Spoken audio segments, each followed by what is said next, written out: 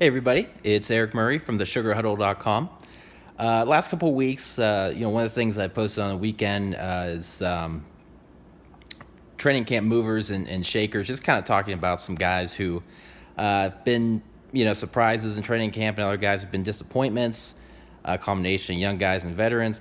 For this week, though, the story that I posted on the Sugar Huddle earlier today, I actually decided to just focus on one guy, and that's Adrian Peterson. The Hall of Fame is a future Hall of Fame running back. Was just signed off the street by the Redskins this past Monday, and yesterday in the Saturday night's preseason game against the Broncos, the dress rehearsal game. We know that's where all the starters. That's their main game to show what they've got and get themselves ready for the regular season. Peterson, first game playing in the preseason, he ends up having 11 carries, 56 yards against what's usually a pretty formidable Bronco defense. And, he looked really, really good. His first run was a really, really powerful run. Then he had that open field run a little while after that. I mean, he's 33, and he looked like he was 23. I mean, it was just unbelievable what he was able to do against Denver. Now, of course, like a lot of people, I don't get too caught up in all that preseason hype, and it's just one game. It's one preseason game. I get that. But nonetheless, I thought it was a very, very impressive performance, and I decided to write a little bit about it, what it could mean for the Redskins. One of the things I talked about before with the training camp blues, one of the articles I wrote regarding that recently was about Darius Geis, the rookie second-rounder out of LSU, going down with that torn ACL. And, Washington's a team, ever since Jay Gruden took over in 2014, they've gotten worse and worse every single year in rushing. Actually, in his previous 3 years prior to that, when he was offense coordinator at Cincinnati, they also were a bottom half of the league rushing team. They were ranked like 19th and then 18th and 18th. And they've gone from, I think, 19th all the way down to 27th this past year in his 4 years in Washington. So the Redskins, to really make a run and get back to postseason and save Jay Gruden's job, they need to commit to running the football. And that was kind of the idea behind, drafting a guy like Darius Geis. They have a couple other power backs already when you think about Samaje Perine, the former Oklahoma Sooner, and then, of course, Robert Kelly. And Perine's a guy I liked a lot coming out of Oklahoma, but just was okay last year. Again, they aren't really a team committed to running the ball, so it kind of hurt Perine.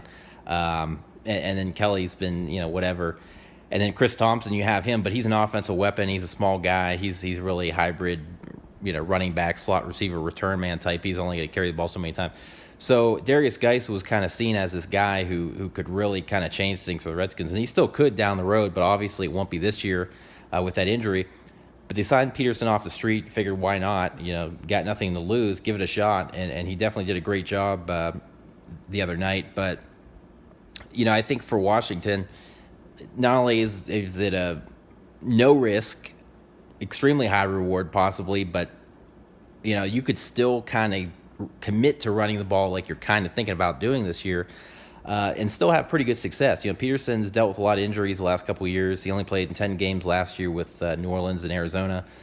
He missed the 13 games, actually, the previous year's his final year in Minnesota in 2016. So he's missed a whole bunch of games, like 19 the last couple of years. But if he can find a way to stay healthy, I know it's a big if, but if he can find a way to stay healthy, if he can give you 13 or 14 healthy games, he could definitely have 1,000-plus yards, even with the Redskins' struggles.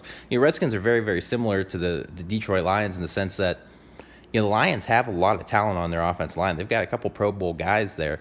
But because their offense is set up to where they're this pass-heavy team, for some reason, they just can't run block to save their lives. And obviously, the talent wasn't that great at running back the last couple of years either. Having rookie Kerryon Johnson there now could definitely make a big difference.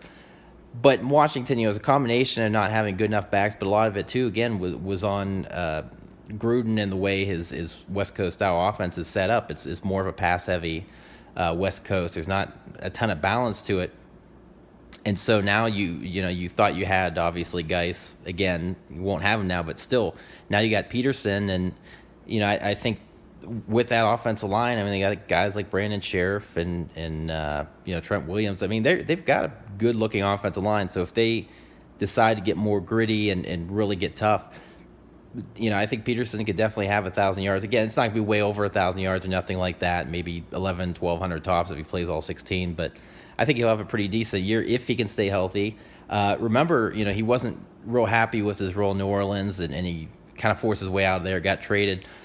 His first game with the Arizona Cardinals, and remember, 32 years old last year, he ended up having 134 yards, I believe it was, in his debut with the Cardinals, was named NFC Offensive Player of the Week, first time in 5 years that he did that. And he had a couple of really good years after 2012, yet it was the first time in 5 years that he was an Offensive Player of the Week.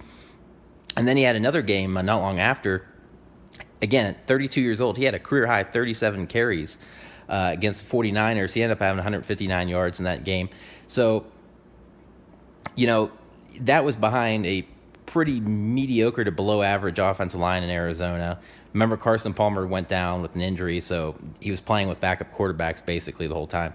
So, not really a whole lot of protection up front, not really a reliable passing game, and yet he had a few pretty darn good outings. So now you go to Washington, where as long as their offense is more designed to commit to running the ball and trying to kind of push people around, again, with the talent they have on that offensive line, he's going to have a better line in front of him. Plus, he's going to have Alex Smith as his quarterback. And, what it means for Alex Smith is, and again, this is something I brought up too when, we thought Geis was going to be available.